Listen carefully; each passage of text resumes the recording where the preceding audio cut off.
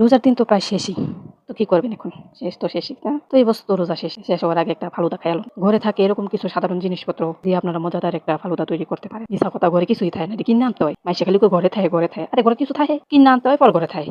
কিনে আনবেন দোকানতে যাইয়া, বুঝছেন? ফল-টল, দুধ, মুত না সরি, ফল-টল, দুধ, সাবুদানা এটি সব কিনে আনবেন বাড়িতে, ঘরে থাকে। আমি এগুলো কম না, ঘরে থাকে। যাই হোক, এগুলো কিনে আনবেন, কিনে এনে দুধের ভালো মতন জাল দিবেন, জাল দিয়া মানে ৩ ভাগের ১ ভাগ জাল দিবেন। জাল দিয়ে তারপরে দুধটা করবেন। দুধের ভিতরে কর্নফ্লাওয়ার না সরি কাস্টার্ড ফ্লাওয়ারটা কি জানি ফ্লাওয়ার মাওয়ার যাই হোক, হেডি একটা কিনে আনবেন। কিনে না তারপরে দুধের ভিতরে দিয়ে দিবেন। ঢেলা না, চামচ দিয়ে দিবেন, বুঝছেন? মাইপা দিবেন চামচ দিয়ে।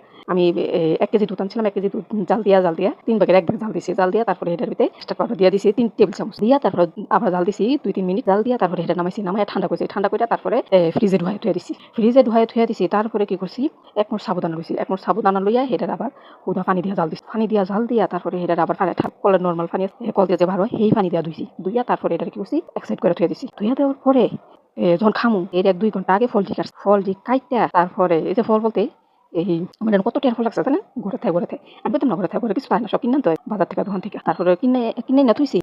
১ সপ্তাহ হয়ে গেছে ফলটি কিনে এনে থুইছি। ফালুদা খাম কইরা ফলটি খাই না, জানেন? তারপরে যাই হোক, ফলটি কাটছি, কাইটটা এই যে বেদানা দিছি। আমি কলা দেই না, কলা মজা লাগে না আমাকে।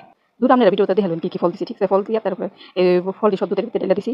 দুধ তো কিভাবে জাল দিছি এটা কইলাম। এরপরে ফ্রিজ থেকে দুধটা বার করছি, বার কইরা দুধটা যে জাল দিয়া তুললাম, কাস্টার্ড পাউডার দিয়া, চিনি দিয়া, চিনিও দিছি, বুঝছেন? চিনি দিছি আমি ৩ টেবিল চামচের মতো চিনি দিছি। তো এগুলা করলাম। তারপরে জালমাল দিয়া ফ্রিজে যে দুধটা তুললাম, সেই দুধটা বার করলাম। বার করে এক একে ফল দিয়া দিলাম, এই যে সাবুদানা দিয়া দিলাম। দিয়া তারপর নাড়াচাড়া দিয়া ওইগুলো ফালুদা খাই লাইলাম। খাই দেখেন অনেক মজা হয়। ভালো থাকেন। আল্লাহ হাফেজ।